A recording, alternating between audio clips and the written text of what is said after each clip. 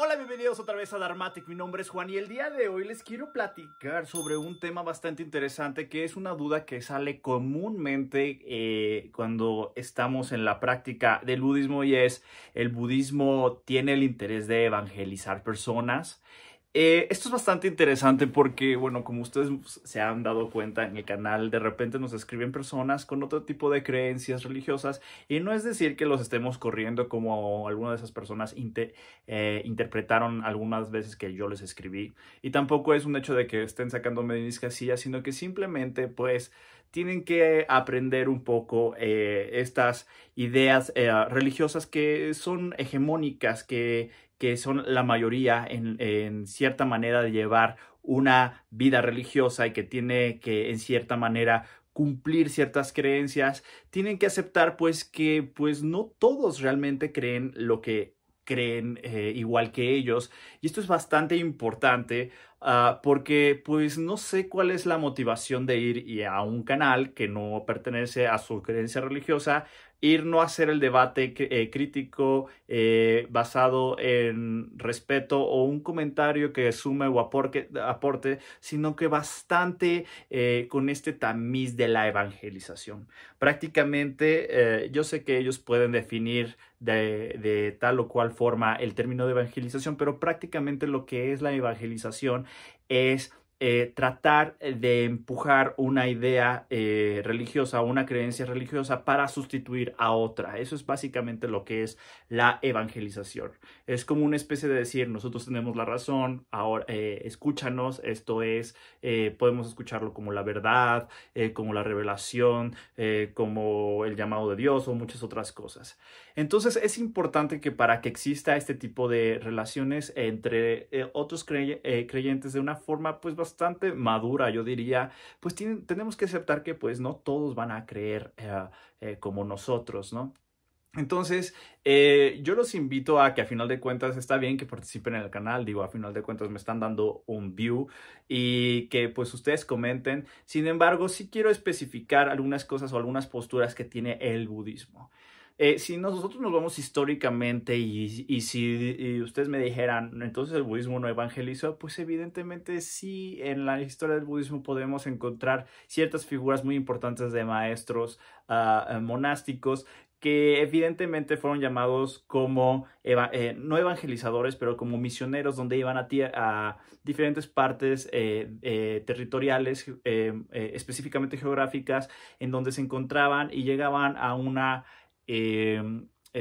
civilización donde no se encontraba. Lo que pasó en muchos de estos casos, y esto fue gracias a que se expandió bastante bien el budismo, y sin entrar a detalle histórico, simplemente se llevó a cabo un proceso de sincretización. Es cierto que se presume un poco en la historia del budismo de que no hubo un derramamiento de sangre como a lo mejor en otras religiones, donde sí evidentemente impusieron a Dios a través de la espada. En el caso del Dharma del Buda se presume mucho que no hubo este derramamiento de sangre, pero la realidad de las cosas, que si nos metemos un poquito a ver la historia, es que sí hubo bastante conflictos políticos, intereses de algunos gobernantes o algo así, en cierta impulsa del budismo. O sea, no está exento a final de cuentas el budismo de eso. Sin embargo, sí se puede decir en términos generales que vivió un proceso bastante de sincretización. La sincretización básicamente lo que hace es agarrar figuras de las creencias locales y tratar de asemejar, a final de cuentas, tratar de explicar a través de esta estructura de lenguaje, de símbolos, de creencias, el Dharma. Y esto lo hicieron varios maestros bastante importantes en la expansión que hubo del budismo. Si no, no podemos decir a ciencia cierta de que esto es bueno o malo, porque pues gracias a este tipo de sincretizaciones que el budismo, estamos hablando tú y yo el día de hoy del budismo, porque si no, no hubiera sobrevivido al paso de la historia, ¿no? Pero es importante analizar cuál era la postura en la cuestión del Buda para enseñar, ¿no? A final de cuentas, nosotros entendemos que el Buda pues es un maestro, ¿no? El maestro de dioses y humanos, como nosotros lo conocemos. Entonces, ¿qué postura tenía? Y yo rescato mucho una vivencia que que tiene el Buda después de su iluminación. ¿Qué pasó después de la iluminación del Buda? Realmente el Buda, si nosotros leemos algunos de los textos, el Buda no iba a enseñar en realidad, ¿no? Sin embargo, hubo una petición de Brahma, el dios, podemos decirlo, principal dentro de la cosmología hinduista o la tradición védica. Brahma se le presenta a Buda y le pide que enseñe, ¿no? Entonces, esto nos da una especie como de tradición de nosotros que estamos interesados en la enseñanza del Buda, hacer la petición. Y este tipo de tradición se llevó repitiendo a cabo del desarrollo del budismo, donde incluso se manifestaba que al Buda se le tenía que pedir 3 veces la enseñanza.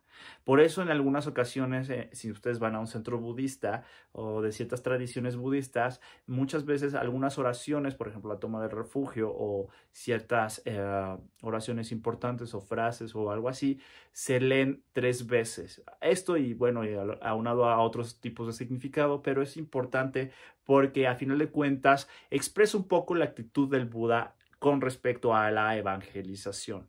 De hecho, mi maestro en muchas ocasiones me dijo que el interés del budismo no era crear más budistas, sino que a final de cuentas era acercar ciertas herramientas que tenía el propio budismo, por ejemplo, la meditación, como para que pudiera servir a otras personas, ¿no? Entonces, este es algo bastante importante. Yo creo que con Dharmatic trato de que no sea como una cuestión doctrinaria, sino que tratemos pues de realmente crear una comunidad digital de practicantes de Dharma que seamos bastante críticos, ¿no? Críticos en el aspecto constructivo, obviamente, no queremos ser críticos tóxicos, ¿no? Entonces, pero que sí haya esta apertura, a final de cuentas, de realmente practicar. Yo siento lo que, a final de cuentas, es el espíritu del propio budismo, ¿no? El espíritu del propio Dharma, ¿no? Estamos hablando que el Dharma es a final de cuentas, es algo que el Buda ve de la realidad y esto lo ve gracias a su propia experiencia. Esto es bastante poderoso cuando uno está frente a la práctica, porque uno se vuelve responsable justamente con su práctica y responsable con sus creencias. Yo sé que muchas veces, por ejemplo, en estas cuestiones hay ciertos budistas de años o que me superan en conocimiento y en prácticas y retiros y toda esa cuestión, que obviamente ven este tipo de contenido y pues que a final de cuentas les molesta y que pues no, tal vez no cumplo la caricatura de lo que es un practicante del Dharma. Sin embargo, yo lo que les pido a los practicantes es que abramos un poco la forma en cómo se practica la cuestión. Yo sé que muchas veces el budista suele estar más preocupado por preservar la propia tradición que realmente impulsar la práctica del Dharma. Entonces no hay que perder como de objetivo de lo que es lo que estamos haciendo, ¿no? Al final de cuentas, cuando uno es, podremos decirlo, seguidor del Dharma del Buda, antes de ser un creyente es un practicante. Yo creo que el espíritu de esta cuestión de que nace de la experiencia misma del Buda nos obliga a nosotros a que apliquemos incluso de muchas situaciones que el Buda especificó en muchos discursos en la cuestión de cómo es que nosotros tenemos que practicar y cómo es que nosotros tenemos, cuando escuchamos una enseñanza, pasarla a través de nuestra experiencia, irla a comprobar, ¿no? Y no solamente asimilarla por el hecho de que un maestro, la tradición o los textos sagrados lo están diciendo. Entonces, esto es algo bastante importante que quería compartirle con ustedes. Entonces, a grandes rasgos, el espíritu del budismo no creo que sea un camino espiritual evangelizador. Eso yo creo que no es el interés. El interés yo creo que es obvio y básico entenderlo como nosotros practicantes del Dharma, es que el Buda le quería dar una respuesta eficiente a lo que es dukkha, ¿no? Es algo bien importante y aunque pareciera como de curso básico de budismo, siento que muchas veces entre tanta filosofía, práctica, meditación, esas cuestiones, se nos olvida, y sobre todo entre tanta tradición, se nos olvida cuál es la base y por qué es que Siddhartha Gautama abandonó el palacio y se fue a final de cuentas a experimentar, a establecer su propia experiencia. Y nosotros no estamos exentos a final de cuentas de justamente ir a experimentar la propia enseñanza del Buda. Esto es todo el video del día de hoy. Yo sé que me tardé un poco. La verdad es que esto de estar en el samsara es complejo. Así que me gustaría escucharte a ti. ¿Qué opinas de este tema? ¿Tú qué piensas que si el budismo debería de evangelizar o no evangelizar gente? También, ¿qué opinas de esta cuestión? Y yo estoy bastante interesado en cuestión de la diferenciación entre la enseñanza del Dharma y las tradiciones, ¿no?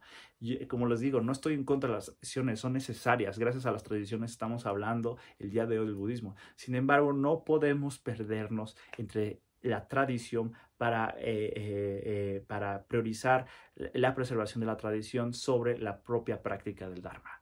Pues esto es todo por el video del día de hoy. Yo me voy, pero no me voy sin antes decirte que Buddha bless you.